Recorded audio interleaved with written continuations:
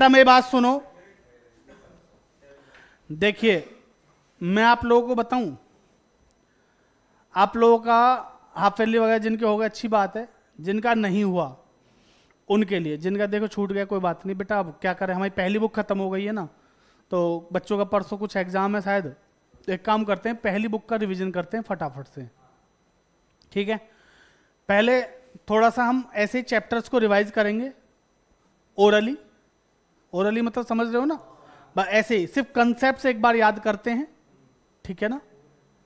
हाँ अभी तेरा ओरल भी बताता हूँ तुझे, ठीक है ना। पहले कंसेप्ट्स को रिवाइज करते हैं एक बार, और फिर चैप्टर वाइज ना कुछ क्वेश्चंस करेंगे, क्लियर है, समझ में आई बात। तो चलिए फटाफट से बात करते हैं। सबसे पहले बेटा आपको बताऊं, आपका जो चैप्टर है वो है फंडामेंटल ऑफ पार्टनरशिप। क्या है? Fundamentals of partnership. चैप्टर 1 हुआ करता था पार्टनरशिप वाली बुक में, सर अभी भी है, हुआ करता था क्या है ना जी। तो ध्यान से समझिएगा चैप्टर में क्या था बेटा। सबसे पहले मैं आपको थ्योरी क्यों करा रहा हूं, आप कहोगे सर थ्योरी मत बताओ सीधा प्रैक्टिकल बताओ। बेटा एमसीक्यू थ्योरी से ही बनेंगे, ठीक है। तो अगर आप मेरी बात ध्यान से सुनेंगे तो आपकी परसों के जो एग्जाम है उसमें आपको एमसीक्यूज करने को मिल जाएंगे उससे ही।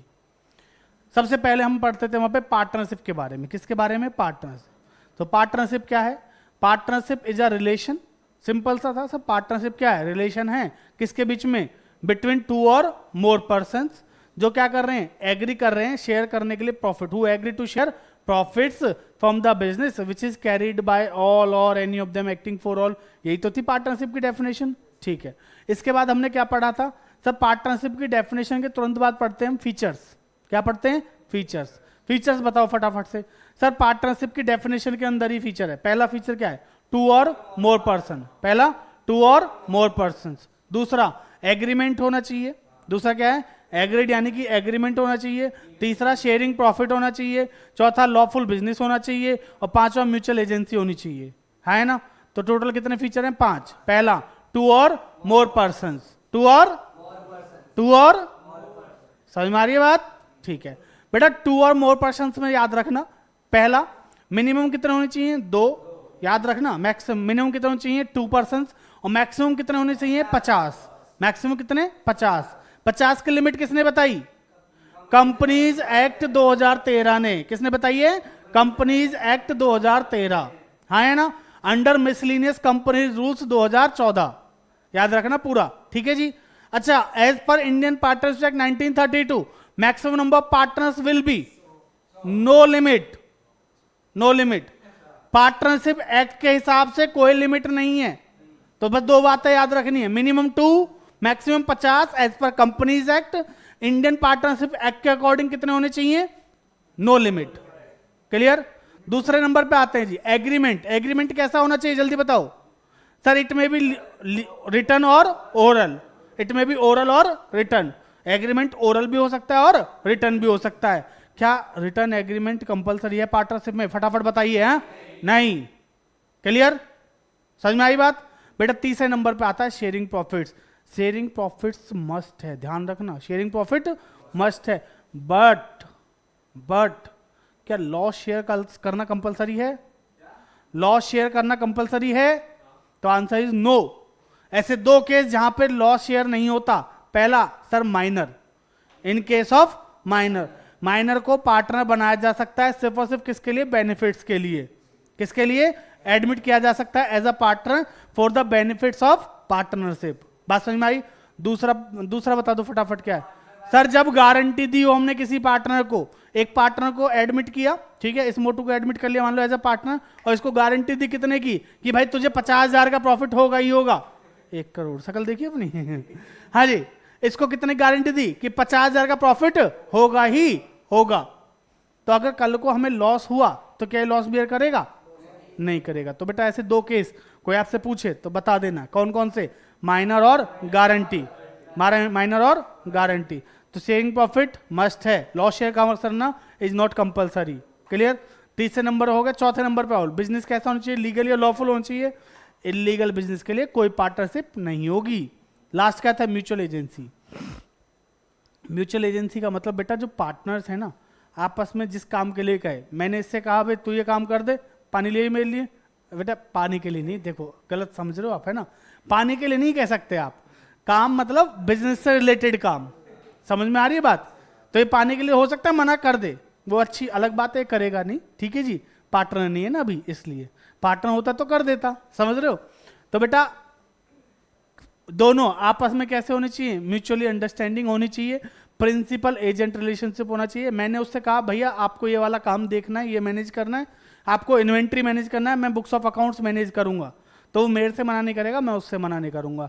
तो इनके बीच के रिलेशन को पता है क्या कहते हैं, प्रिंसिपल वर्सेस एजेंट रिलेशनशिप। क्या कहते हैं, principal versus agent relationship. Clear है, यहां तक समझ में आ गई बात, क्लियर। अब सर ऐसा भी तो था कुछ कि जहां पे इनको पार्टनर नहीं बना सकते, ऐसी कोई कंडीशन? बिल्कुल बेटा, ऐसे 3 लोग होते हैं जिनको पार्टनर नहीं बना सकते। एक तो बच्चा, बच्चा मतलब आप लोग 18 से कम है ना सबकी उम्र, क्या कह रहा है कुछ, तेरी 19 हो गई, लो जी, बूढ़ा आदमी बैठा है हमारे बीच में, तो शर्म कर ले, शर्म। सुनो जी, ये कह रहा है 19 साल हो गई इसकी, कोई बात नहीं जी, बात समझो बेटा। हाँ जी, इसकी उम्र कितनी है, 19 से छोड़ो, पर आप बताओ बेटा, बाकी सब सोच लो।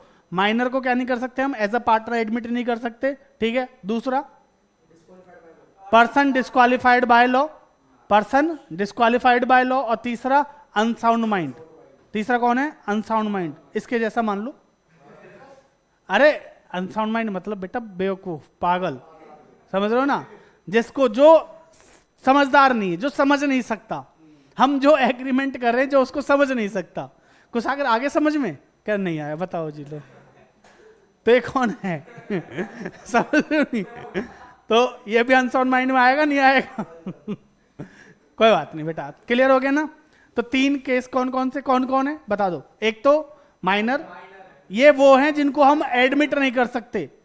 देखिए पार्टनरशिप में वो पार्टनर एडमिट नहीं होगा जो कॉम्पिटेंट टू कॉन्ट्रैक्ट नहीं है, कॉम्पिटेंट टू कॉन्ट्रैक्ट नहीं है। और कॉन्ट्रैक्ट करने योग्य कौन नहीं है, एक तो माइनर, दूसरा पर्सन डिस्क्वालिफाइड बाय लॉ, जिसको लॉ से डिस्क्वालिफाई कर रखा है, इंसॉल्वेंट वगैरह जो है ये, और तीसरा अनसाउंड माइंड, ठीक है ना। अनसाउंड माइंड ऐसे याद रखना जैसे मैंने अभी थोड़ी देर पहले बताया था, समझ में आ गई बात, ठीक है जी। अब आ जाओ पार्टनर की बात पे आते हैं। बेटा जो पर्सन पार्टनरशिप में एंटर हुए उनको क्या कहते हैं हम, कैसे कह देंगे सर, रुको बात याद रखना।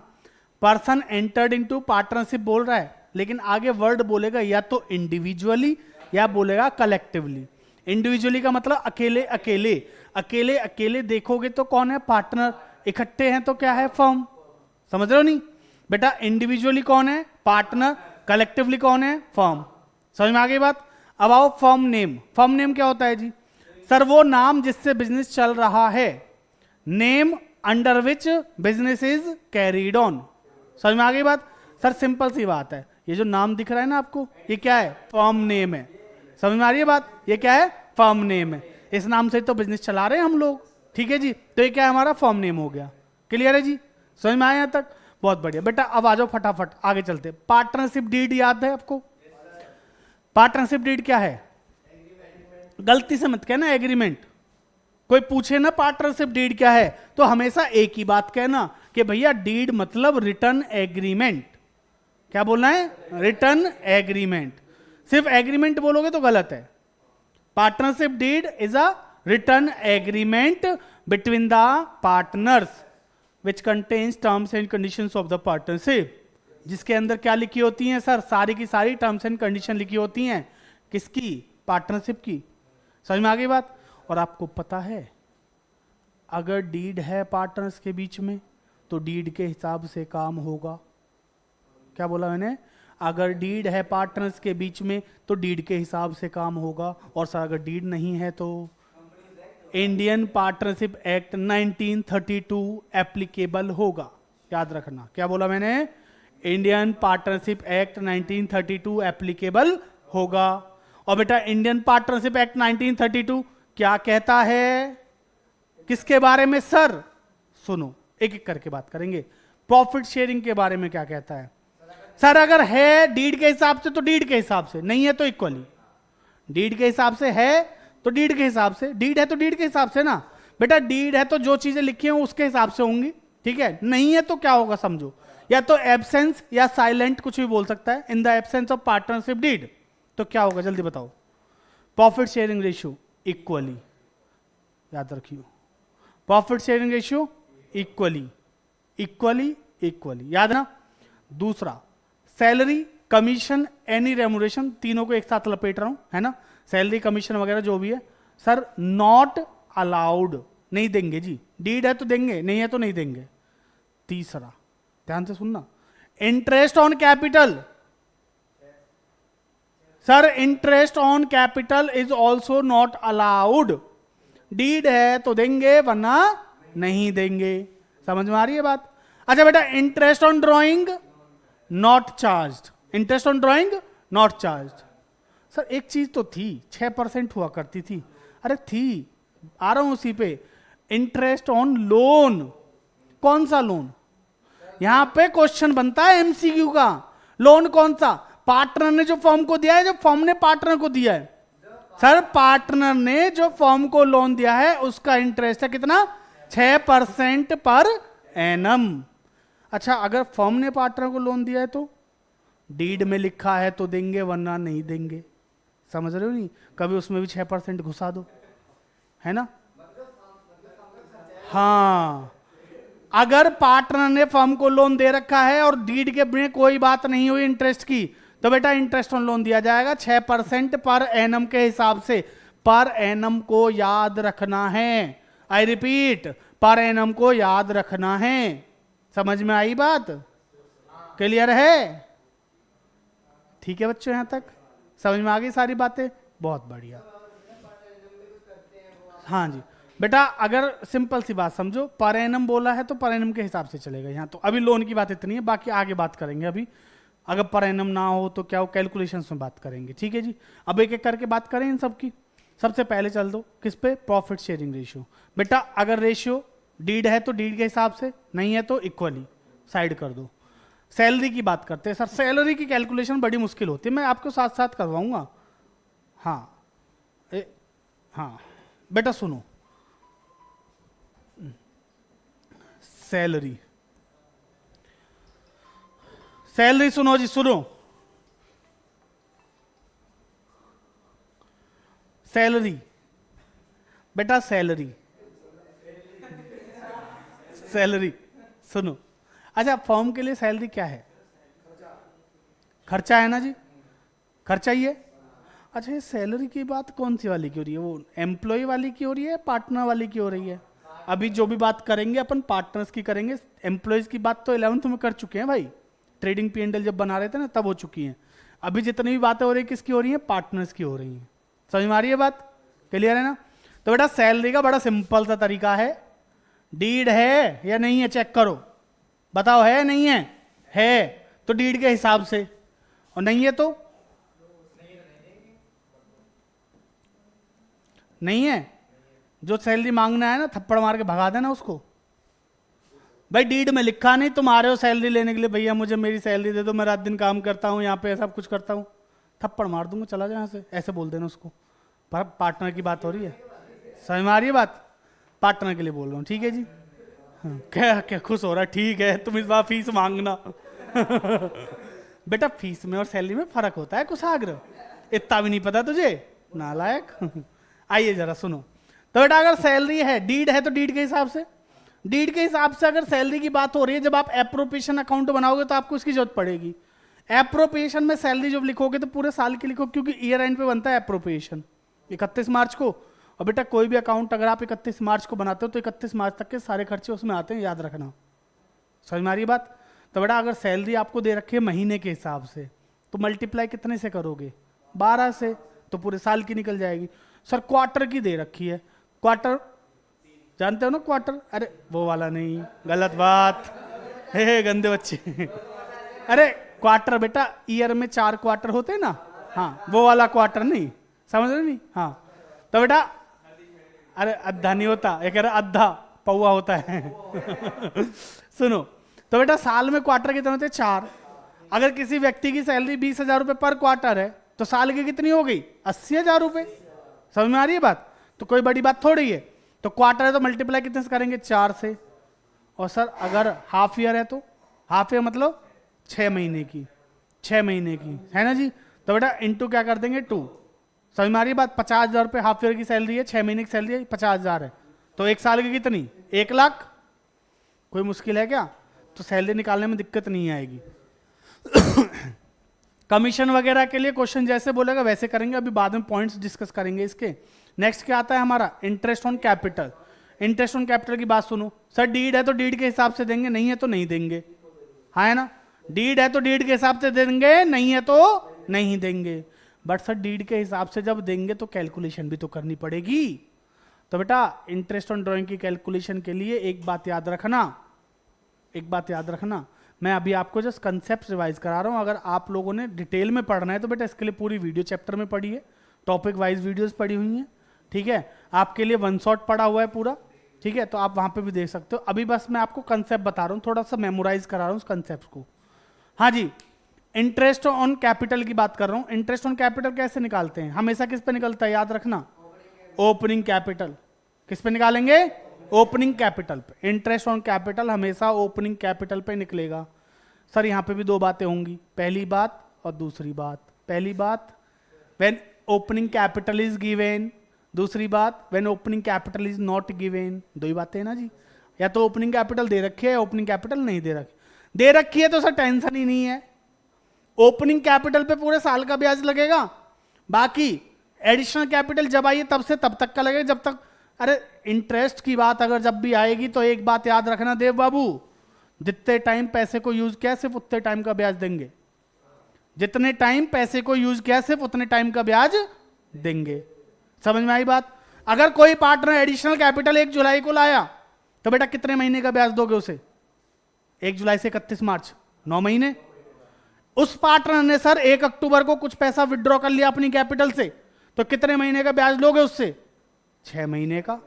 समझ में आ रही है ना बात, क्लियर है ना जी। तो बेटा सिंपल, इंटरेस्ट ऑन कैपिटल निकालना बहुत ही आसान है। पहले ओपनिंग कैपिटल पे पूरे साल का, एडिशनल कैपिटल पे जितने टाइम हमने पैसे भेजे उतने टाइम का, और विड्रॉ ऑफ कैपिटल पे जितने टाइम उसको हमने पैसा दे दिया था पहले, जितने टाइम पहले दे दिया था उतने टाइम का निकाल के क्या करेंगे, माइनस।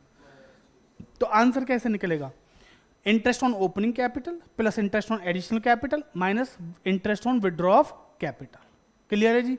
ये कब करेंगे, जब ओपनिंग कैपिटल दे रखी होगी। सर अगर क्वेश्चन ने ओपनिंग कैपिटल नहीं दी तो हम आ जाएंगे यहाँ है दूसरा केस। और बेटा यहाँ पे क्या करना है, ऐसे जम्भाई आ रही है बेटा आपको, सोए नहीं हो रात को, सो लिया करो। हाँ पेपर है कोई बात नहीं, पेपर के लिए इतना नहीं जगना चाहिए, ठीक है जी। पेपर तो आते जाते रहते हैं, पर नींद जरूरी है, ठीक है। तो इसीलिए कहते हैं कि बेटा पेपर से 1 दिन पहले पढ़ाई मत किया करो, पूरे साल थोड़ा थोड़ा पढ़ लिया करो, इसीलिए तो कहा जाता है। कोई बात नहीं। हाँ जी बेटा सुनो, अगली बात समझो, पॉइंट क्या चल रहा था हमारा। हाँ जी, when opening capital is not given, अगर ओपनिंग कैपिटल नहीं दे रखी है तो क्या करेंगे। सर ये तो बहुत सिंपल है, याद करो, बताया था ना आपको। ओपनिंग कैपिटल नहीं दे रखी है तो क्या करेंगे, जल्दी बताओ। सर जो चीजें पहले प्लस करी थी उनको क्या कर देंगे, माइनस, और जो माइनस करी थी उनको क्या करेंगे, प्लस। बात समझ में आई। अगर ओपनिंग कैपिटल दे रखी है तो सर उसके हिसाब से, ओपनिंग कैपिटल नहीं दे रखी है तो क्या करेंगे, सर जो चीजें पहले प्लस करी थी उनको कर देंगे माइनस, और जो माइनस करी थी उनको क्या कर देंगे, प्लस। समझ में आ गई बात। ये करने से क्या आएगा, हमारा ओपनिंग कैपिटल आ जाएगी, और उसके बाद ओपनिंग कैपिटल पे क्या लगाएंगे, इंटरेस्ट। समझ में आ गई बात। और इंटरेस्ट कैसे लगाओगे, सर जैसे अभी बताया था, ओपनिंग कैपिटल पे पूरे साल का, एडिशनल कैपिटल पे उतने टाइम का जितना पैसे को यूज किया है, और विड्रॉ ऑफ कैपिटल पे उतने टाइम का जितना टाइम पहले पैसा दे दिया था, ठीक है जी। ओपनिंग कैपिटल का इंटरेस्ट प्लस एडिशनल कैपिटल का इंटरेस्ट, और माइनस कर देंगे किसका, विड्रॉ ऑफ कैपिटल का इंटरेस्ट, ठीक है जी। समझ में आ गई यहां तक की बात। बेटा कुछ बच्चे ना इतने बेवकूफ होते हैं, उनको कितनी बार बता दो कि बेटा ड्राइंग और विड्रॉ ऑफ कैपिटल में फर्क होता है, फर्क होता है, फर्क होता है, लेकिन वो समझते ही नहीं है।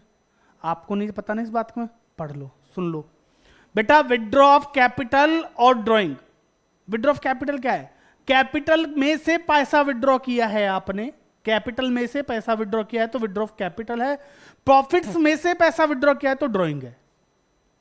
और ड्रॉइंग पे इंटरेस्ट ऑन ड्रॉइंग का रेट लगेगा और कैपिटल विड्रॉ ऑफ कैपिटल पे कैपिटल का रेट लगेगा। तो दोनों बातों में फर्क है। समझ में आ गई यहां तक की कहानी? कोई दिक्कत? बेटा इसके बाद चलते हैं किस पे? इंटरेस्ट ऑन ड्रॉइंग पे। इंटरेस्ट ऑन ड्रॉइंग का बताओ क्या था सर? इंटरेस्ट ऑन ड्रॉइंग के 3 तरीके थे हमारे पास। इंटरेस्ट ऑन ड्रॉइंग की कैलकुलेशन के कितने तरीके हैं? 3। बताओ जी। पहला एवरेज पीरियड मेथड, दूसरा सिंपल मेथड और तीसरा प्रोडक्ट मेथड। या उल्टा कह दो, पहला सिंपल मेथड, दूसरा प्रोडक्ट मेथड और तीसरा एवरेज पीरियड मेथड। ठीक है जी। सर सिंपल मेथड क्या है? सिंपल मेथड क्या है? ध्यान से समझिएगा। सिंपल मेथड क्या होता है पता है? सिंपल मेथड और प्रोडक्ट मेथड कब यूज करेंगे? जब डिफरेंट अमाउंट विड्रॉ होता है डिफरेंट टाइम इंटरवल पे। कब करेंगे? When different time amount withdraw at different time interval. यानी कि पार्टनर का ये नहीं पता पैसा कब निकाल रहा है और कितना निकाल रहा है। ठीक है ना? मान लो शांतनु हमारी फर्म का पार्टनर है, इसका मन किया 1 अप्रैल को पैसे ले गया 20,000 रुपए, फिर मन किया 1 जून को आ गया फिर पैसे ले गया 30,000 रुपए, फिर आया 31 अक्टूबर को फिर 20,000 रुपए ले गया। क्या यहाँ पे अमाउंट फिक्स है क्या? नहीं, हर बार क्या है? अलग अलग अमाउंट और अलग अलग टाइम इंटरवल पे निकाल रहे हैं, टाइम गैप पे। तो बच्चों उस केस में हम लगाएंगे कौन सा मेथड? सिंपल मेथड और प्रोडक्ट मेथड। कौन सा लगाएंगे? सिंपल मेथड और प्रोडक्ट मेथड। सिंपल मेथड का तरीका बहुत सिंपल है। आपको क्या करना है सर? जितने टाइम हमने पैसे को यूज किया उतने टाइम। जैसे अगर मैं बात करूं, इन्होंने जो पैसा विड्रॉ किया वो कब किया? 1 अप्रैल। तो आप पहले निकालो number of months till year and. 31 मार्च तक कितने महीने हैं बेटा? 1 अप्रैल से 31 मार्च तक 12 महीने होते हैं ना। तो इस पे 12 महीने का ब्याज लगेगा, है ना? इसने कितना पैसा निकाला? 20,000। तो 20,000 का 12% 12 महीने का निकालना, इंटरेस्ट मिल गया। दूसरा कब निकाला इसने? 30 जून को। बेटा 30 जून से 31 मार्च कितने महीने होते हैं? 9 महीने। तो 30,000 पे 9 महीने का लगा दो 12%, इंटरेस्ट मिल गया। फिर इसने 20,000 पे कब निकाले? 1 अक्टूबर को। तो 1 अक्टूबर से 31 मार्च कितने महीने? 6 महीने। तो बेटा 6 महीने का कितना होता है वो निकाल लो 12% के हिसाब से 6 महीने का। तो आपको इंटरेस्ट मिल गया। तीनों को प्लस कर लो तो आपको क्या आ गया? इंटरेस्ट ऑन ड्रॉइंग आ गया। यही तो करते हैं सिंपल मेथड में। समझ में आ रही है बात? लेकिन अगर प्रोडक्ट मेथड की बात आएगी ना, तो प्रोडक्ट मेथड में बेटा फॉर्मूला बनता है। मैं आपको लिखवा देता हूं, ये IOD इज इक्वल टू, ये है product method.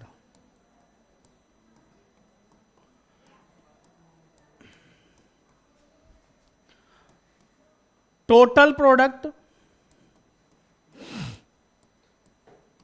Into rate upon 100 into 1/12। यही तो बनेगा।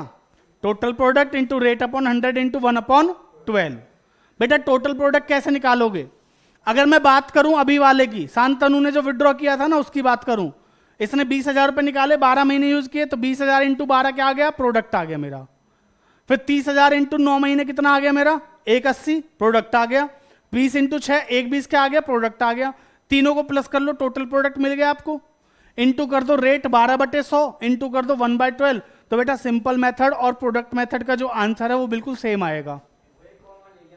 हाँ, मैंने जब आपको डिटेल में कराया था तो आपको बताया भी था कि हमने क्या किया है, जो कॉमन चीजें, हमारा रेट कॉमन है और 1/12 कॉमन है, वो निकाल लिया और बाकी चीजों को मल्टीप्लाई कर दिया। ठीक है जी।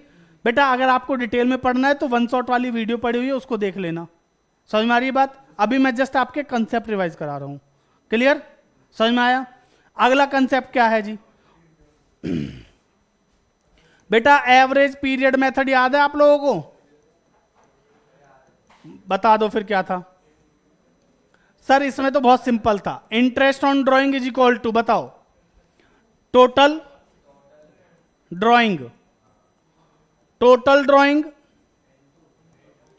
Into rate upon 100 into average period upon 12 into average period upon 12। Karan और शांतनु, जैसा कि आपको पता है बेटा, आपका परसों एग्जाम है ना, भगवान की कृपा से। तो थोड़े से अपने बीच में दूरियां बढ़ा लो, 2 दिन की बात है बस। थोड़ा सा इधर खिसक जा और थोड़ा सा सुन लो इधर। हाँ जी, तो बेटा फॉर्मूला यही था इंटरेस्ट ऑन ड्राइंग का, ध्यान से समझ लो। Total drawing into rate upon 100 into average period upon 12। अब देखो टोटल ड्राइंग निकालने का तरीका बड़ा सिंपल है सर। या तो आपको ड्राइंग कैसी होगी, ये यूज कब करते हैं पता है आपको, ये भी बता देता हूं बेटा। When same amount withdraw at same time interval. Same amount मतलब 5,000 रुपए हर महीने की पहली तारीख को, 5,000 रुपए हर महीने की लास्ट तारीख को ऐसे विड्रॉ किया जा रहा है ना, तब ये लगेगा। ठीक है जी। तो मंथली, क्वार्टरली या हाफ ईयरली होगा, है ना। तो यहां पे टोटल ड्राइंग निकालने के लिए देखो क्या करोगे, अगर मंथली है तो इंटू कितने से करेंगे 12 से, क्वार्टर है तो इंटू 4 से, हाफ ईयर तो इंटू कर देंगे 2 से, है ना। एवरेज पीरियड की बात करता हूं, रेट आपको क्वेश्चन में गिवन होगा। टोटल ड्राइंग मतलब पूरे साल की ड्राइंग है। अगर मैं कह रहा हूं कि कुशागर ने 5,000 रुपए beginning of each month withdraw किया, तो बेटा टोटल ड्राइंग कितनी हो गई 60,000। तो 60,000 इंटू क्या कर दोगे, rate upon 100 into average period upon 12। अब एवरेज पीरियड कैसे निकालोगे ये भी समझ लो। एवरेज पीरियड का एक फॉर्मूला तो है month left after first drawing plus month left after last drawing upon 2। एक मैंने आपको बताया था, सुन लो क्या बताया था सर। बिगिनिंग है तो क्या करेंगे प्लस, एंड है तो क्या करेंगे माइनस। बिगिनिंग है तो प्लस, एंड है तो माइनस। ठीक है जी। अब प्लस माइनस किस में करेंगे सर, एन में। एन में क्या करोगे plus minus, time interval plus time interval upon 2 plus यहां पे minus, minus time interval upon 2। और टाइम इंटरवल किस में होना चाहिए, मंथ्स में होना चाहिए। सुनो जरा बेटा, बिगिनिंग ऑफ ईच मंथ है, बिगिनिंग ऑफ ईच मंथ है ना, तो एन की वैल्यू क्या है, नंबर ऑफ मंथ्स 12। मंथ्स कितने हो गए 12, प्लस मंथ कितने, एक एक महीने का गैप है ना सब में, तो प्लस क्या करेंगे 1। 12 प्लस 1 कितना हुआ 13 अपॉन 2 कितना हो गया 6.5, है ना। अच्छा एंड ऑफ ईच मंथ है तो, एंड है तो माइनस कर दो, n माइनस 1 अपॉन 12 यानी कि 12 माइनस 1 11, 11/2 5.5। समझ में आई बात सर। मिड है तो सिंपल n अपॉन 2 कर देंगे, तो उसमें 6 ही रहेगा। चाहे बिगिनिंग ऑफ ईच मंथ हो, क्वार्टर हो या हाफ ईयर हो, मिड में हमेशा क्या रहेगा 6 रहेगा। समझ में आ गई बात, क्लियर है जी। अब सुनो, अच्छा सर क्वार्टर है तो बिगिनिंग ऑफ ईच क्वार्टर, बेटा एक क्वार्टर में कितने महीने का गैप है 3 महीने का। साल में क्वार्टर 4 होते हैं, पर एक क्वार्टर में गैप कितने महीने का 3 महीने। तो टाइम इंटरवल इन मंथ कितना हो गया 3। तो n कितना है 12 प्लस 3 15/2 कितना हो गया 7.5, है ना। यहां पे कितना है 12 माइनस 3 9/2 4.5। समझ में आ रही बात। अगर beginning of each half year है तो बेटा हाफ ईयर यानी 6 महीने, तो यहां पे कितना टाइम इंटरवल है 6 महीने का है। तो n कितना है 12 12 6 18/2 9, 12 माइनस 6 यानी कि 6/2 3।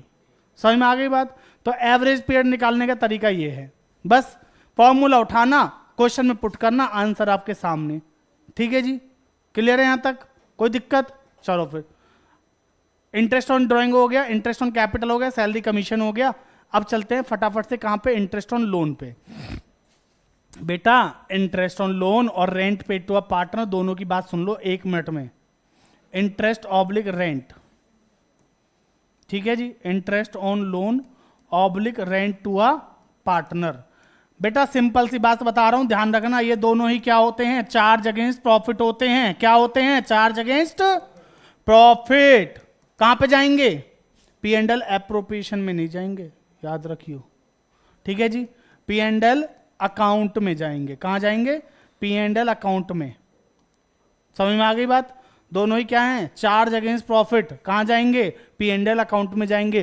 प्रॉफिट होगा तो देंगे, लॉस होगा तो भी देंगे। क्या देगा बेटा, इंटरेस्ट ऑन लोन और rent paid to a partner, ये दोनों चीजें तो आपको देनी ही पड़ेंगी, चाहे आपको प्रॉफिट है या लॉस। लेकिन अभी जो पीछे वाली चीजें थी ना sir, salary commission interest on capital, ये तो तब देनी है जब प्रॉफिट होगा। ये कब देनी है, सिर्फ जब आपको प्रॉफिट होगा। आप प्रॉफिट में हो तो दोगे, वरना नहीं दोगे। समझ में आ गई बात, ये समझ में आया जी। हाँ वो अलग चीज है बेटा, अभी समझेंगे। ये दोनों चीजें क्लियर हैं जी। अच्छा एक बात और बताओ, चलो अगर इंटरेस्ट ऑन कैपिटल देना है, प्रॉफिट है तो देंगे, बराबर है, कोई दिक्कत नहीं है। सर लॉस है तो नहीं देंगे। एप्रोप्रिएशन है, सिंपल बात समझना, एप्रोप्रिएशन बोला है, चार्ज बोलेगा तो फिर तो कोई दिक्कत नहीं है, फिर तो सर चाहे प्रॉफिट है लॉस देना ही पड़ेगा, प्रॉफिट वो इंटरेस्ट। लेकिन अगर प्रॉफिट है तो दे देंगे, लॉस है तो देंगे नहीं। बट सर अगर प्रॉफिट है लेकिन इंटरेस्ट से कम है, इसके ऊपर एमसीक्यू बनता है बोर्ड में पक्का पक्का। प्रॉफिट है लेकिन इंटरेस्ट से कम है, तो बेटा प्रॉफिट को इंटरेस्ट ऑन कैपिटल के रेशियो में एज अ इंटरेस्ट देंगे। सुन लो, फिर से बोल रहा हूं, आई रिपीट, प्रॉफिट को इंटरेस्ट ऑन कैपिटल के रेशियो में एज अ इंटरेस्ट दे देंगे। एग्जाम्पल के लिए एक छोटा सा क्वेश्चन, P&L एप्रोप्रिएशन। बेटा बाय नेट प्रॉफिट आपको दे रखा है यहां पे, सुन लो एक बार, कितने का? 3000 का। नेट प्रॉफिट कितना दे रखा है? 3000। पार्टनर हैं ए और बी, और जिनकी कैपिटल दे रखी है आपको 20,000 और 10,000। कितनी है? 20,000 और 10,000। और इंटरेस्ट का जो रेट है आपका वो है 12%। इंटरेस्ट कितना है? 12%। तो बेटा इंटरेस्ट ऑन कैपिटल कितना बनेगा इसका? 2400 रुपए, और इसका कितना बनेगा? 1200 रुपए। तो टोटल कितना बना? 3600। हाँ है ना? क्या 3000 में से 3600 दे पाओगे? नहीं। क्या 3000 में से 3600 दे पाएंगे? नहीं। तो बेटा हम दे कितना सकते हैं? मैक्सिमम 3000। मैक्सिमम कितना दे सकते हैं? 3000। तो 3000 दे देंगे किस रेशियो में? 24 और 12 के रेशियो में। बेटा 24-12 कह लो या 20 और 10 का रेशियो कह लो, बात बराबर है। तो 12 एकम 12, 12 दूनी 24, यानी कि 2:1 में 2 इंटरेस्ट ऑन कैपिटल लिख के ए और बी को कितना कितना दे दोगे? 2000 और 1000। इस बात को याद रखना, इसको बोलते हैं जब इंटरेस्ट ऑन कैपिटल क्या हो आपका? एप्रोप्रिएशन। इसके नंबर पे 1 नंबर का एमसीक्यू बन जाएगा इस क्वेश्चन के बेस पे। समझ में आ रही है बात? बोर्ड में तो आता ही आता है, 1 नंबर में या 2 नंबर में पक्का आता है कंसेप्ट, ठीक है जी। और बाकी आपके एग्जाम में भी आ सकता है, तो इसलिए समझ लो। समझ में आ गई बात? तो आपसे पूछेगा बताओ इंटरेस्ट ऑन कैपिटल कितना आएगा ए और बी का, बच्चे खुश हो जाएंगे, अरे इंटरेस्ट ऑन कैपिटल ही तो बताना है, लो 2400 1200, ऑप्शन है सी, लगा देंगे, लेकिन उसका आंसर होगा बी या ए। तो बेटा ध्यान रखना है, नंबर उन्हीं के आते हैं जो पेपर को ध्यान से करते हैं। समझ रहे हो? समझ रहे हो? ठीक है, चलो क्लियर है यहां तक? आइए जी आगे चलें। अब बेटा अब बात करते हैं किसकी? एप्रोप्रिएशन अकाउंट की। देखो एप्रोप्रिएशन का ढांचे की बात करो तो बेटा ढांचा तो कुछ इस प्रकार से बनता है, ये रहा। फॉर्मेट रटवाता हूं नहीं, मैं समझाता हूं, तो समझाने में मुझे 2 मिनट लगेंगे, आप समझने के लिए इच्छुक है तो सुन लो। एप्रोप्रिएशन का फॉर्मेट ऐसे ही बनेगा जी। सबसे पहले क्या आएगा? यहाँ पे नेट प्रॉफिट आएगा आपका जो P&L अकाउंट का दे रखा है वो। इसमें से अगर एडजस्ट नहीं किया किसको? रेंट पार्टनर का, इंटरेस्ट ऑन लोन और मैनेजर का कमीशन, है ना जी। ये 3 चीजें अगर यहां से एडजस्ट नहीं करे तो तीनों को माइनस करके फिर आउटर कॉलम में लिख लेना बस। अब याद रखना बेटा क्रेडिट साइड में क्या आती है? इनकम, और डेबिट में क्या आते हैं? खर्चे। किसके? एप्रोप्रिएशन बना कौन रहा है? फर्म। तो बेटा क्रेडिट में इनकम भी किसकी आएगी? फर्म की। डेबिट में खर्चे भी किसके आएंगे? फर्म के। तो जरा मुझे बता दो दोस्त, इंटरेस्ट ऑन ड्रॉइंग फर्म के लिए क्या है? खर्चा है ना, तो कहां आएगा? डेबिट में। थप्पड़ मार दो इसको तो कोई। इंटरेस्ट ऑन ड्रॉइंग फर्म के लिए क्या है? खर्चा है ना? कह रहा हाँ अरे भाई आप समझो, मैं कौन हूं? फर्म, आप पार्टनर हो, मुझे आपसे ब्याज लेना है, ड्राइंग पे इंटरेस्ट लेना है, तो मेरे लिए तो इनकम है ना।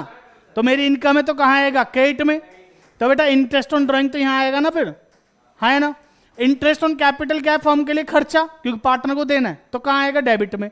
और क्या खर्चा हो सकता है? हाँ भाई सैलरी क्या है? फर्म के लिए खर्चा है, तो कहां आएगा? डेबिट में। कमीशन क्या है? खर्चा, तो डेबिट में। बात समझ में आ रही है जी? तो बेटा वो सारी चीजें जो फर्म के लिए खर्चा है डेबिट साइड में आएंगी, वो सारी चीज जो फर्म के लिए इनकम है वो क्रेडिट में आएंगी। इनकम एक ही होती है, इंटरेस्ट ऑन ड्रॉइंग। खर्चे में आपका इंटरेस्ट ऑन कैपिटल, सैलरी और कमीशन, 3 चीजें आती हैं बस, और कुछ नहीं मिलेगा आपको, ठीक है जी। कोई पैसा अगर हम जर्नलिज्म में ट्रांसफर करें तो वो भी कहां आएगा? डेबिट साइड में। इतना करने के बाद इसका टोटल करना, इसको माइनस करना, जो भी बैलेंस आएगा उसको यहां पे बांट देना, किसमें? पार्टनर्स कैपिटल में। तो 2 पार्टनर्स कैपिटल अकाउंट या इधर बाय पार्टनर्स कैपिटल अकाउंट। समझ में आ गई बात? यहां तक कोई दिक्कत? क्लियर है यहां तक? समझ में आ गई बात? ठीक है जी। बेटा इसके बाद चलते हैं किस पे? कैपिटल अकाउंट पे। देखो कैपिटल अकाउंट तो बड़ा सिंपल सा होता है, इतने चैप्टर्स कर चुके हो, सब में कैपिटल अकाउंट बनाया आपने। चैप्टर लेकर 1 से लेकर 7 तक सब में सेम रहने वाला, इसलिए अभी बता रहा हूं, अभी सुन लो बेटा। चैप्टर नंबर 1 से लेकर चैप्टर नंबर 7 तक कैपिटल अकाउंट एक ही तरीके से बनता है। वो तरीका क्या है? कैपिटल जब जब बढ़ेगी तो करेंगे क्रेडिट, घटेगी तो करेंगे डेबिट। जब जब कैपिटल बढ़ेगी तो करेंगे क्रेडिट, और जब जब कैपिटल घटेगी तो करेंगे डेबिट। ठीक है जी। तो सर कैपिटल के क्रेडिट में क्या क्या आएगा? देखो सबसे पहले उनका ओपनिंग कैपिटल आएगा। सबसे पहले क्रेडिट में क्या आएगा? Opening capital. सर प्रॉफिट वगैरह कुछ है तो वो देना है तो क्रेडिट में आएगा। इंटरेस्ट ऑन कैपिटल है तो क्रेडिट में आएगा। सैलरी पार्टनर को देनी है तो क्रेडिट में आएगी। हाँ है ना? समझ में आ रही है बात? अगले चैप्टर्स में बात करूं तो बेटा रिजर्व वगैरह बांटते हैं तो क्रेडिट में आता है। लॉस वगैरह है तो कहेंगे डेबिट में। पार्टनर ने ड्रॉइंग करी तो डेबिट में। पार्टनर ने कैपिटल विड्रॉ करी तो डेबिट में। पार्टनर को लॉस हुआ तो डेबिट में। अरे भैया जो सारी चीजें लॉस की हैं वो डेबिट में आएंगी। ड्राइंग का इंटरेस्ट है तो कहाँ आएगा नितिन बाबू? डेबिट में, है ना जी। इंटरेस्ट ऑन ड्राइंग भी कहाँ आएगा? डेबिट में। ये सब प्लस माइनस करने के बाद जो बैलेंस आएगा वो आएगा आपका बैलेंस सीडी। समझ में आ रही है बात? तो बेटा बैलेंस शीट में कौन सा बैलेंस आएगा? BD CD? सीडी।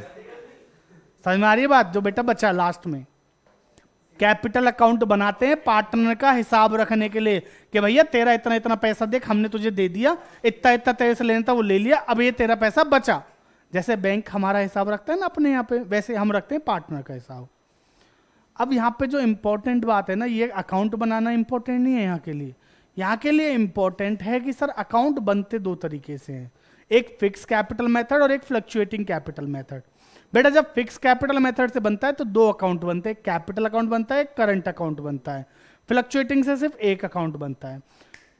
जब capital account fix capital method से बनेगा तो हमारा जो कैपिटल का बैलेंस है हमेशा कैसा रहेगा? क्रेडिट। याद रखना, जब अकाउंट कौन से मेथड से बनेगा? फिक्स कैपिटल मेथड से, तो बेटा कैपिटल का जो बैलेंस है हमेशा कैसा रहेगा? क्रेडिट। याद रहेगी ना ये बात? समझ में आ रही है?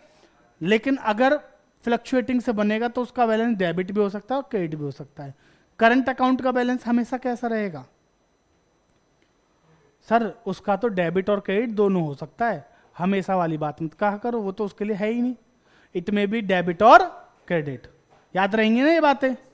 बेटा जब capital account fix capital method से बनेगा तो कैपिटल में सिर्फ दो चीजें आएंगी, एक तो ओपनिंग कैपिटल, क्लोजिंग कैपिटल तो आएगी आएगी, इसके अलावा या तो एडिशनल कैपिटल आएगी या विड्रॉ ऑफ कैपिटल आएगी, बस। समझ में आ गई बात? जोर लगाने की जरूरत नहीं है बेटा मुझे, मैं आराम से बोलूंगा तो आवाज ऐसी आएगी, चुप सुन ले, बस पढ़ने पे ध्यान दे। क्लियर है यहां तक? समझ में आ गई यहां तक की बातें? बस बेटा ये चैप्टर तो हमारा ऑलमोस्ट खत्म, बस दो ही तो टॉपिक बचे हैं, एक पास्ट एडजस्टमेंट और एक गारंटी। अच्छा गारंटी के लिए कुछ नया नहीं है, गारंटी तो बहुत सिंपल है भाई। एप्रोप्रिएशन अकाउंट आपने बनाया, पार्टनर को गारंटी दे रखी है 50,000 की। पार्टनर को गारंटी कितनी दे रखी है? 50 की। सुन लो इधर, गारंटी कितने की है? 50 की। अब इसके हिस्से में यहां पे आया कितना? 30। तो बेटा इसको देना कितना पड़ेगा? 20। कितना और देना पड़ेगा? 20। अब ये 20,000 कौन देगा ये समझ लो बस। गारंटी 3 प्रकार की होती है भैया। हाँ भाई, गारंटी कितनी होती है? 3। पहली, एक तो पार्टनर टू पार्टनर, एक पार्टनर टू फर्म और एक फर्म टू पार्टनर। पहले बात करते हैं फर्म टू पार्टनर। मैंने इसको गारंटी दी कि भाई देख तुझे ना 50,000 का प्रॉफिट होगा ही होगा, है ना, और इसको प्रॉफिट कितने का हुआ? 30 का। तो कितना कम है? 20। तो ये 20,000 कौन भरेगा? फर्म भरेगी। फर्म मतलब अभी बताया था ना पीछे, individually known as partner, collectively known as firm. तो बेटा जो बचे हुए partner, A B C 3 partner थे, सी को गारंटी दी तो भरेगा कौन? ए और बी भरेंगे। किस रेशियो में? ओल्ड रेशियो में, जो उनका है। मान लो 3:1 था तो 1 तो इसका है, उसको हटा दो तो 3:2 में। किस में भरेंगे जी? 3:2 में। समझ में आ रही है बात यहां तक? कोई दिक्कत? क्लियर है यहां तक? समझ में आ गई बात? कोई दिक्कत किसी बच्चे को? अब सुनो आगे, यहां तक कोई बात हो तो बताओ, कोई प्रॉब्लम हो तो किसी को? ठीक है जी। बेटा अगर लॉस है और गारंटी किसने दी है? फर्म ने दी है, तो उसको कौन भरेगा? फर्म भरेगी। हाँ है ना? उस लॉस को कौन भरेगा? फर्म भरेगी। बात समझ में आ रही है? 3:1 का रेशियो है तो किस रेशियो में भरेगी? 3:2 में भरेगी। समझ में आ गई बात? किस रेशियो में भरेगी? 3:2 में। क्लियर? अच्छा दूसरे पे आओ। गारंटी किसने दी हुई है? गारंटी दी है फॉर्म ने। गारंटी फॉर्म की तो हो गई ना, पार्टनर टू पार्टनर। ए और बी और सी 3 पार्टनर है। सी को लॉस कितने का? 20 का। गारंटी सिर्फ किसने दी है? ए ने। तो बेटा लॉस ए ही तो भरेगा। सिंपल सी बात है ना जी। तो सर ए में माइनस कर देंगे। अरे यहां तो ए को ही लिख रहा है, मैं इसको सी बना देता हूं, है ना। ए को ए ने गारंटी किसको दी है? सी को। ए ने गारंटी किसको दी है? सी को। अगर लॉस हुआ 20,000 का, किसको? सी को। तो कौन भरेगा? ए। तो बेटा ए में से माइनस कर देंगे और सी में क्या कर देंगे? प्लस। समझ में आ रही बात? कभी कभी ना पार्टनर जो उसमें आके गारंटी देता है फॉर्म को कि इतना मैं कमाऊंगा अकेला, उसने गारंटी दी मैं 2 लाख कमाऊंगा और कमाया कितना? सिर्फ 180। तो 20,000 कम कमाया ना, तो 20,000 उससे लेना है। उससे लेना है तो कहां लिखेंगे? क्रेडिट साइड में। बाय जो भी पार्टनर है उसका नाम लिख के यहां पे लिख देंगे 20,000। सिंपल है ना। तो गारंटी में कुछ नहीं है बेटा। सबसे इंपॉर्टेंट चैप्टर है पास्ट एडजस्टमेंट। चैप्टर नहीं, टॉपिक। चैप्टर नहीं है, टॉपिक है। और टॉपिक का नाम क्या है? Past adjustment. बहुत सिंपल सा टॉपिक है, मजाक से हट के कह रहा हूं। आप जब वो बना रहे थे ना एप्रोप्रिएशन अकाउंट, एप्रोप्रिएशन के टाइम पे आप लोग इंटरेस्ट देना भूल गए, सैलरी देनी थी देना भूल गए, कमीशन देना था देना भूल गए, इंटरेस्ट ऑन ड्राइंग चार्ज करना था चार्ज करना भूल गए। कोई बात नहीं सर, सिंपल तरीका है। फॉर्मेट बनाएंगे। फॉर्मेट ये वाला बनेगा, याद रखना, क्योंकि बच्चों को ना फॉर्मेट याद नहीं रहता है। बेटा जितने पार्टनर उतने कॉलम। मैं मान रहा हूं 2 पार्टनर, हाँ है ना। तो 2 पार्टनर हैं ए और बी, और तीसरा कौन है? फर्म। तो बेटा ये जो ए और बी है ये क्या है? ये कुछ नहीं है, कैपिटल अकाउंट है जी। पार्टनर्स का कैपिटल अकाउंट है, हाँ है ना। और बेटा ये जो है ये कुछ नहीं है, P and L appropriation account है। ये क्या है? P and L appropriation account.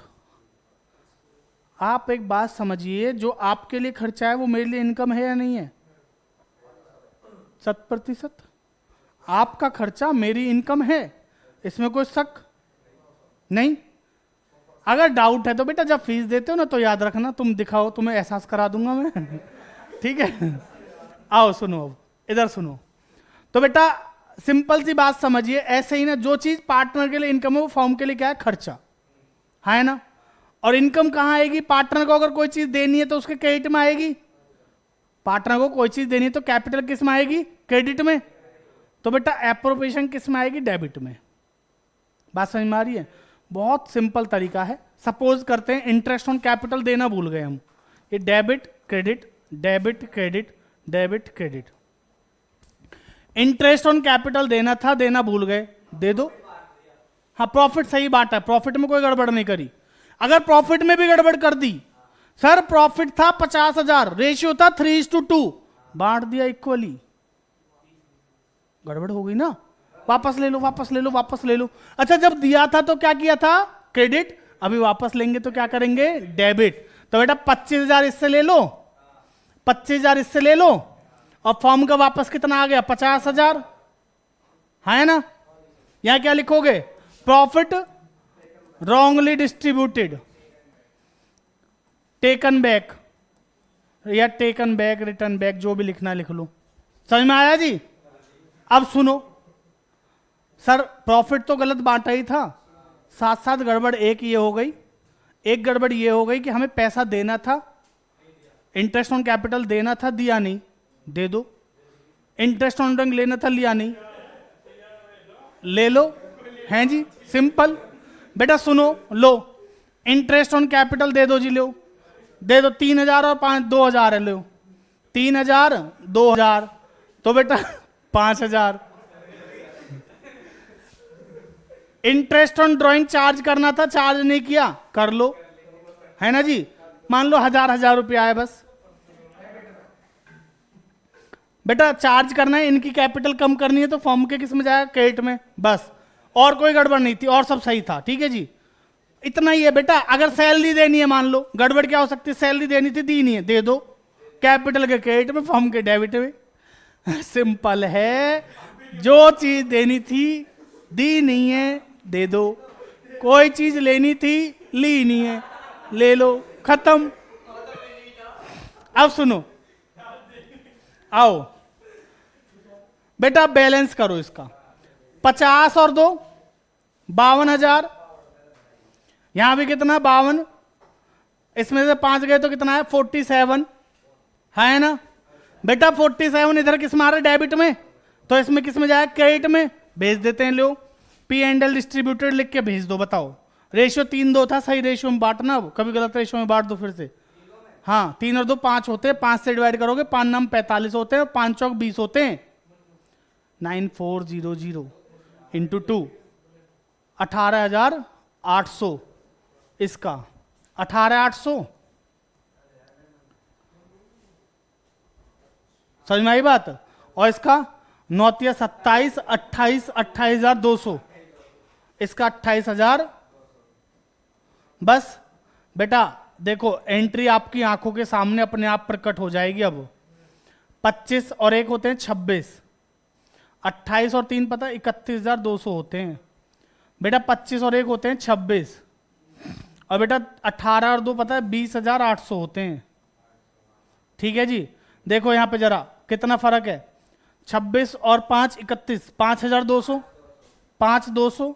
और बेटा अगर यहां पे भी देखो तो कितना है 5,200। 26 में से 20,800 माइनस करें कितना आएगा 5,200। बस फर्क ये देख लो, ये जो 5,200 है ना ये किसका है, जिसकी संख्या बड़ी। क्रेडिट का 31,200, डेबिट का 26,000। बड़ी संख्या किसकी, क्रेडिट की, तो ये किसका, क्रेडिट का। यहां पे बड़ी संख्या किसकी, डेबिट की, तो ये किसका, डेबिट का। तो एंट्री क्या हो जाएगी जल्दी बता दो sir. B's capital account debit to A's capital, B's capital account debit to A's capital. बेटा अगर कैपिटल फिक्स है तो एंट्री किसके थ्रू कर दोगे, करंट अकाउंट के थ्रू। तो एंट्री क्या हो जाएगी, B's current account debit to A's current account. समझ में आ गया जी, खत्म हो गया पास्ट एडजस्टमेंट, पूरा चैप्टर हो गया। अब बेटा सुनो, इसमें एक चीज और रहती है कमीशन वाली। अगर कमीशन बोला बिफोर चार्जिंग, बिफोर चार्जिंग सच कमीशन, तो निकालो profit before commission into rate upon 100, into simple करेंगे रेट अपॉन 100। ठीक है, डिटेल में समझना है तो फिर आपको पीछे देखना पड़ेगा लाइव वाली में। अब अगर आफ्टर चार्जिंग बोला है, बस याद रखना 2 बातें याद रखना। बिफोर चार्जिंग है तो रेट अपॉन 100, आफ्टर चार्जिंग है तो रेट अपॉन 100 प्लस रेट करते हैं, इतना याद रखना। चैप्टर 1 आपका पूरा हो गया, फटाफट चैप्टर 2 पे चलो। बेटा चैप्टर 2 क्या था, गुडविल। गुडविल 5 मिनट में खत्म चैप्टर। अरे सुनो बेटा, गुडविल क्या है, पास्ट एफर्ट्स की वजह से फ्यूचर में होने वाला एक्सपेक्टेड प्रॉफिट है। पास्ट एफर्ट्स की वजह से फ्यूचर में होने वाला एक्सपेक्टेड प्रॉफिट। ठीक है जी। अच्छा गुडविल कितने प्रकार की होती है सर, 2 प्रकार की होती है, सेल्फ जनरेटेड और परचेज गुडविल होती है। हमें कौन सी वाली रिकॉर्ड करनी होती है, AS 26। बेटा AS 26 पता है किसका है, इंटेंजिबल एसेट का। और वो क्या कहता है, कहता है भैया हमें सिर्फ और सिर्फ परचेज गुडविल को रिकॉर्ड करना है, सेल्फ जनरेटेड को नहीं करना है।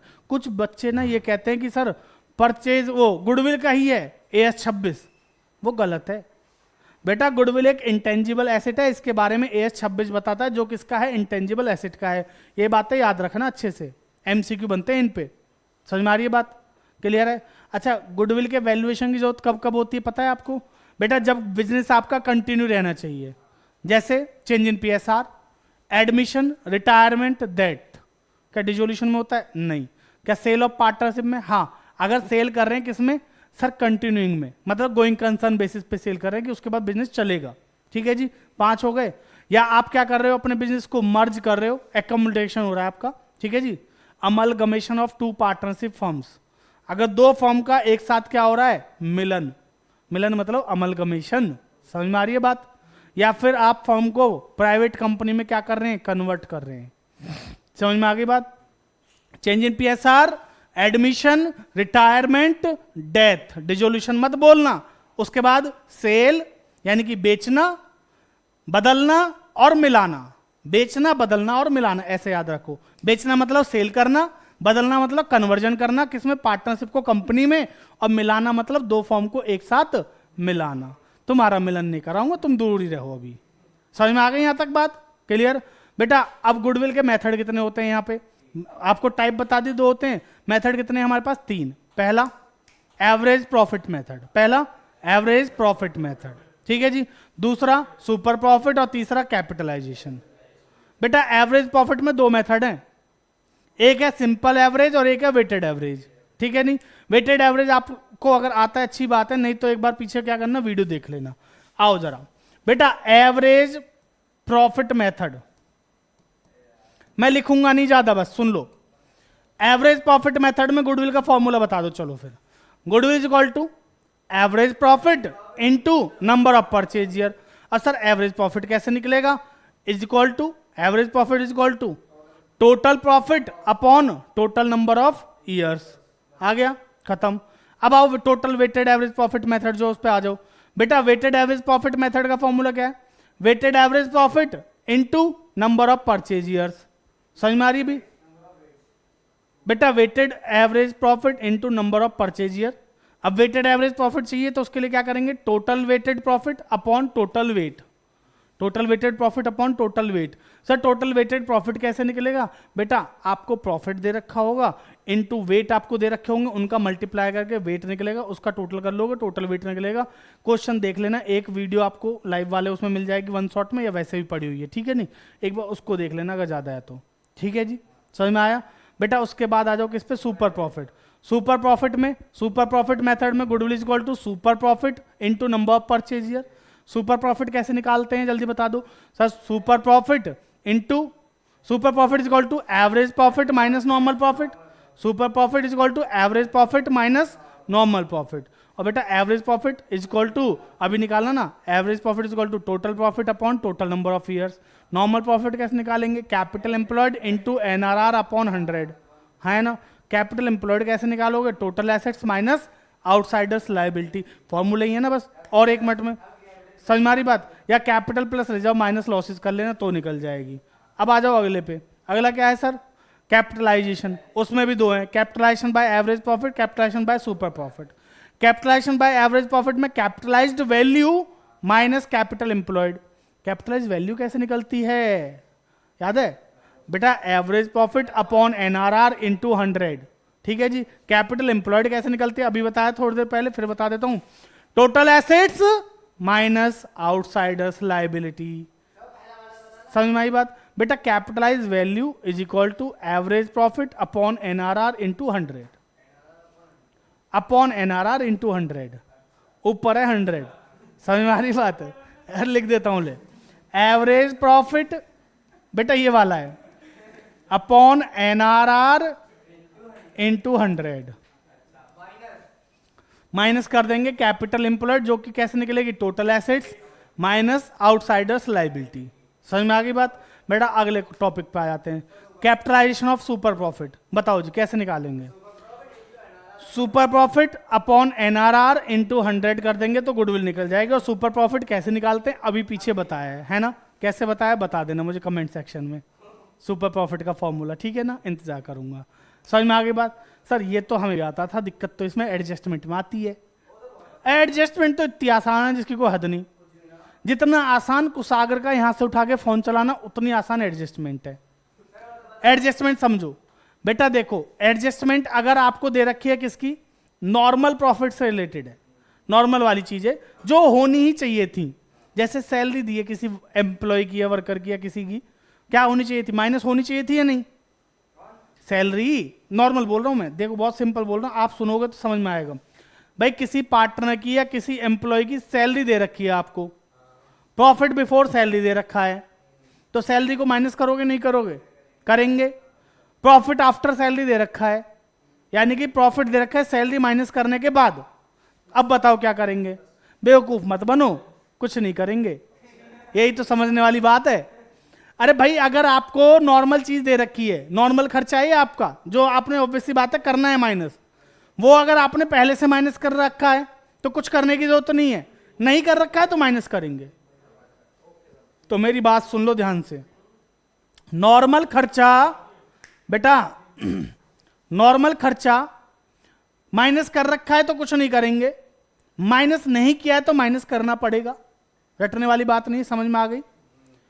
एबनॉर्मल आइटम है, उल्टा करना पड़ेगा, प्लस करिए तो माइनस, माइनस करिए तो plus. Abnormal item sir gain भी हो सकता है, लॉस भी हो सकता है, कभी कभार होने वाले प्रॉफिट और लॉस। बेटा माइनस कर रखी है तो प्लस करेंगे, प्लस कर रखी है तो माइनस करेंगे। अच्छा सर कुछ नहीं कर रखा तो कुछ भी नहीं करेंगे। समझ में आ रही है बात? अगर कुछ नहीं कर रखा है ना तो कुछ भी नहीं करेंगे। एबनॉर्मल आइटम का कुछ नहीं करते हैं। हाँ जी, इंश्योरेंस वाले तो भी तो समझा रहा हूं। इंश्योरेंस वगैरह कभी कभी क्या होता है, इस साल के दिखा के अगले साल के भी जो है इस साल में डाल दिए, तो भाई इस साल का खर्चा ही तो लोगे, अगले साल वाला थोड़ी लोगे। तो अगले साल वाला क्या करना पड़ेगा आपको, माइनस करना पड़ेगा। माइनस तो पहले से कर रखा है तो उसको क्या करेंगे, फिर प्लस कर देंगे। वो डिपेंड करता है क्वेश्चन टू क्वेश्चन।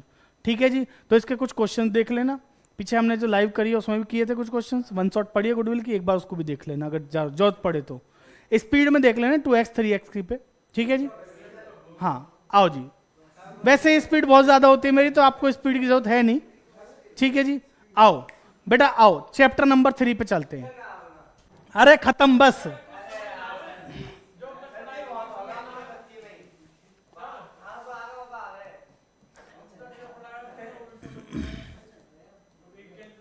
बस दो बातें सुन लो इसकी, इसके दो तीन टॉपिक सुन लो बस, छोटे छोटे। हाँ वही छोटे छोटे।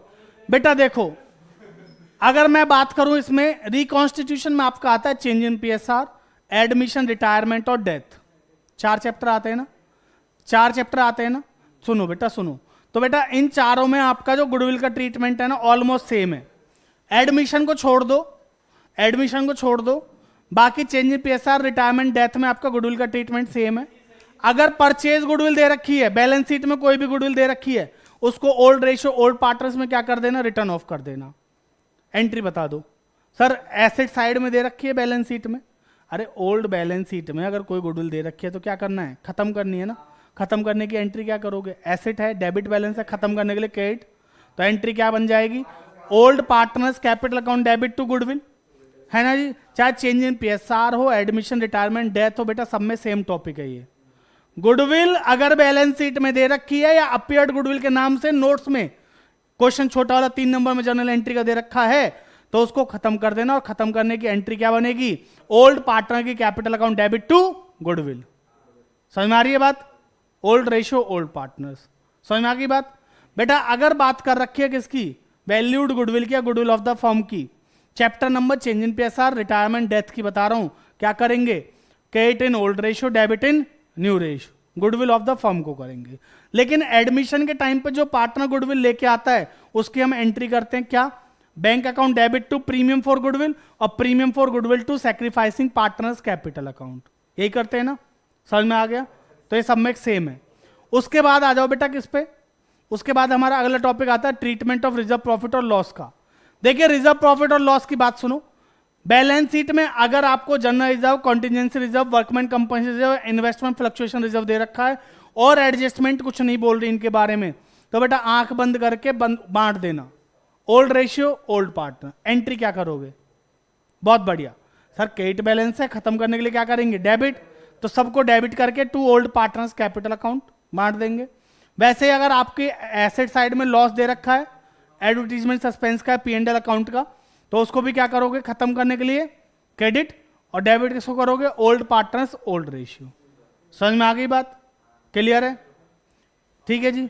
और बेटा रिवैल्यूएशन अकाउंट तो आपको आता ही है। जनरल एंट्री करने के लिए मॉडर्न अप्रोच यूज करेंगे, वो क्या थी, एसेट बढ़ेगी तो डेबिट, घटेगी तो क्रेडिट, लायबिलिटी बढ़ेगी तो क्रेडिट, घटेगी तो डेबिट। और बेटा अकाउंट बनाते टाइम में ध्यान रखना, प्रॉफिट है तो क्रेडिट में और लॉस है तो डेबिट में, प्रॉफिट है तो क्रेडिट में, लॉस है तो डेबिट में, ठीक है ना। एसेट बढ़ेगी तो क्या होगा, प्रॉफिट क्रेडिट साइड में, घटेगी तो क्या होगा, लॉस डेबिट साइड में, लायबिलिटी बढ़ेगी तो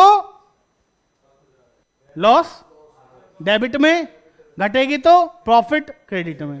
बेटा अगर आपको इनको ये टॉपिक्स को अगर और थोड़ा सा आपको ज्यादा ही उसमें देखना है ना, थोड़ा सा ज्यादा क्या क्या डिटेल में समझने की जरूरत है, तो चैप्टर 3 की जो हमने वो डाली है वन शॉट, उसमें सारे टॉपिक आपको मिल जाएंगे और सारे सेम टॉपिक है।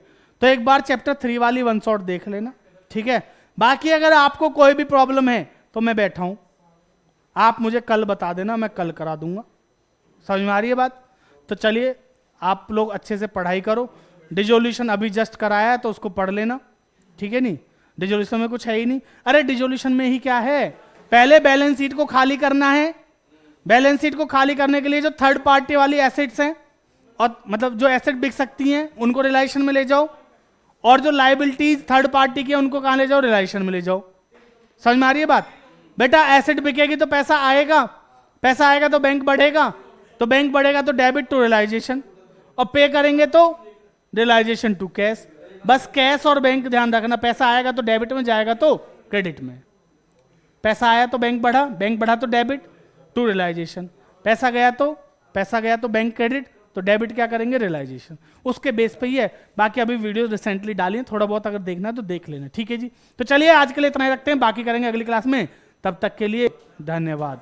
Best of luck for your exam.